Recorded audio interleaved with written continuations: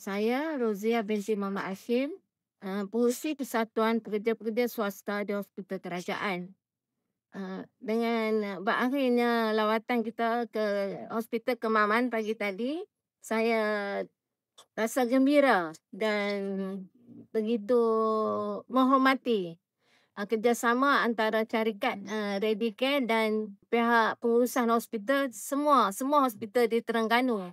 Mereka memberi kita layanan yang elok, memberi kita tempat, memberi kita peluang untuk mengenal pekerja-pekerja di sana dan juga cuba merekrut lah kan, merekrut ahli-ahli siapa yang berminat. Terima kasih juga pada pengurusan setiap hospital di Terengganu. Sebab mereka memberi kita jalan yang mudah untuk memperluaskan ahli kesihatan kita.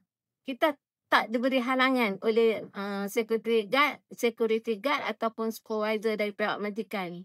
Kita disambut dengan mesra dan juga mereka telah berjanji akan membantu kita mengedarkan risalah dan borang borang ahli untuk mendapatkan kad madani.